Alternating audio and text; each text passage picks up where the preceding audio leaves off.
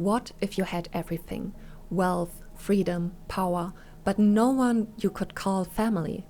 Would you take the deal? Maybe even betray your family to have it all? Sounds like a hypothetical question, doesn't it? Of course, we'd all do the right thing. Or at least we think we would. Netflix's Sirens shows just how quickly that sacred principle of family above all can fall apart. Sirens explores the relationship between two sisters, Simone and Devon, and how they each try to save themselves, or their family, from a storm of trauma, money, and power. It quickly becomes clear that Simone and Devon have very different ideas of what they want out of life. Simone works as a personal assistant to the mysterious yet magnetic wife of billionaire Peter Kale, Michaela, or as everyone calls her, Kiki. Isolated on a private island for the ultra-rich, immersed in Kiki's lavish lifestyle, Simone begins to believe she can finally leave her old life behind. Meanwhile, her older sister Devon stays back in Buffalo, caring for their father who has just been diagnosed with early-stage dementia. She hasn't heard a word from Simone, but one thing is clear: Devon wants her sister back home. While Simone seems to be living a dream life, Devon is barely keeping her head above water. But Simone doesn't respond to Devon's desperate cries for help. Instead, she sends a gift basket to try and calm her down. Outraged, Devon packs her bags and travels straight to Simone's island paradise, determined to understand why her sister is so unwilling to come home. And it's in this attempt to uncover Simone's motivations, along with Kiki's eccentric attempts to become a kind of surrogate mother, that Sirens becomes a fascinating watch. A surreal, sharp look at power, privilege, and the illusion of freedom. In this video, we'll explore what does it mean to grow up without a mother figure, what happens when women are forced to choose between community and self-preservation, and how does money change who we are, especially as women? We've got a lot to unpack, so let's dive in. What if the woman who loves you the most is also the one who shapes you the most, but for herself, not for you? The role of the mother is central to Sirens.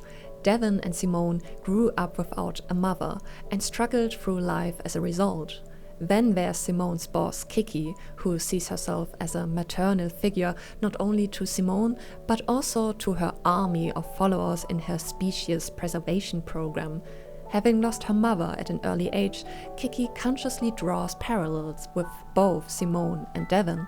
Over the course of the 5 episodes, we see how strongly Devon and Kiki see themselves as caregivers to Simone. One does not necessarily need to be one's own mother to give maternal love. Both see Simone as a puppy who needs their attention.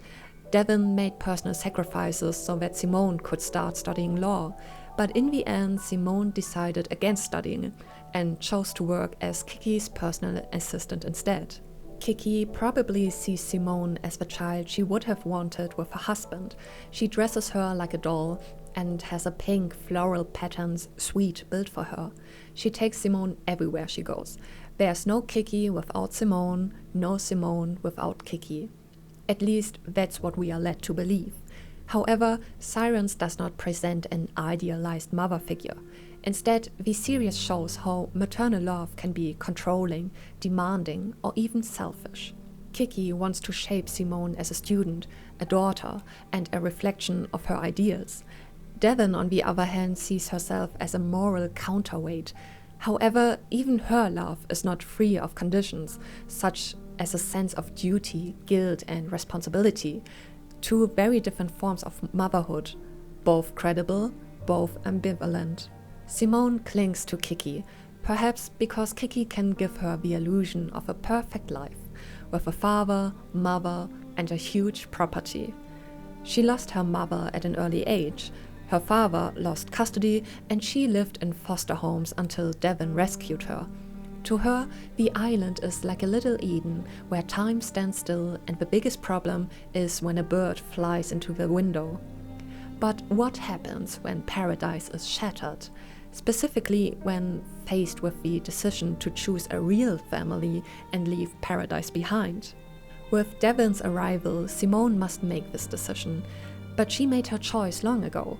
For her, the glittering facade of her charade with Kiki is always preferable to returning to the man she must call her father. He didn't bathe her, he didn't feed her.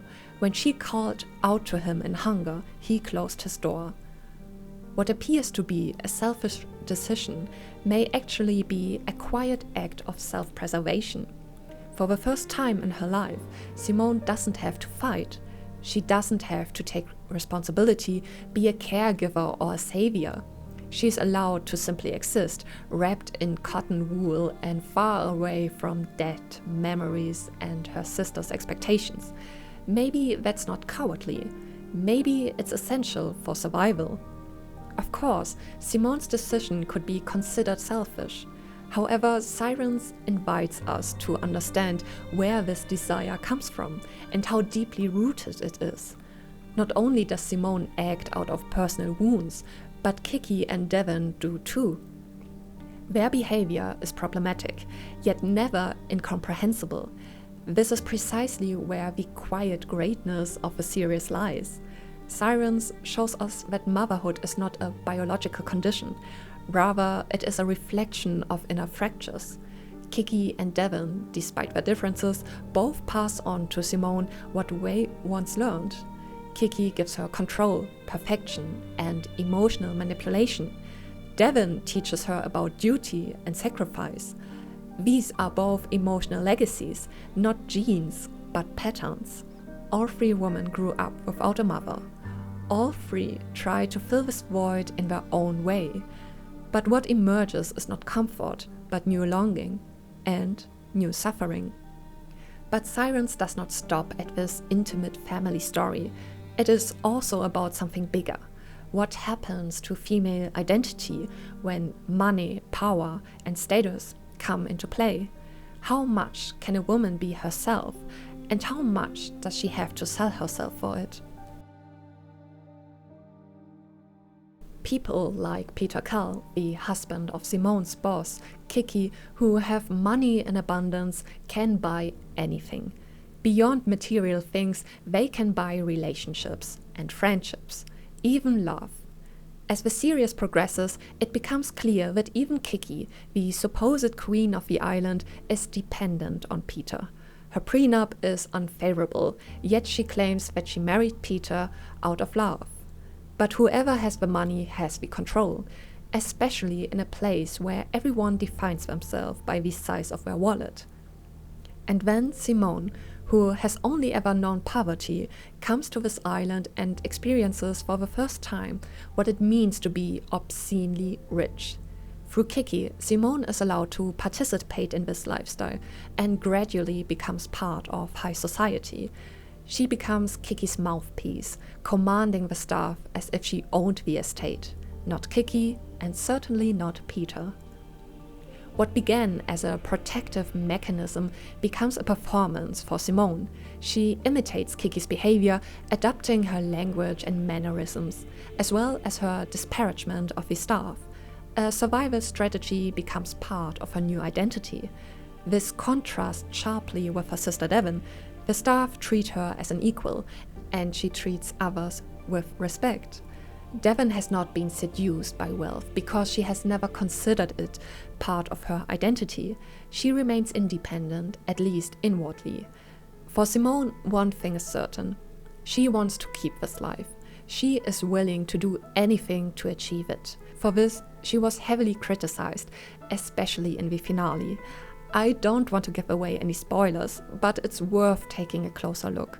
Regardless of whether you understand Simone's or Kiki's decision, they were both born out of a single motivation: the desire to survive. Who holds the key to this survival? Not them, but Peter. Simone sold herself to Kiki to get her hands on the money, but Kiki is also selling herself to Peter. She must stay in his good graces at all costs. Divorce would ruin her. In this chaos of selfish decisions driven by wealth and the fear of losing everything, a foundation for the conservation of wild birds is the perfect excuse. The The wealthy can praise themselves for improving the world, while behind closed doors, they only want to save themselves.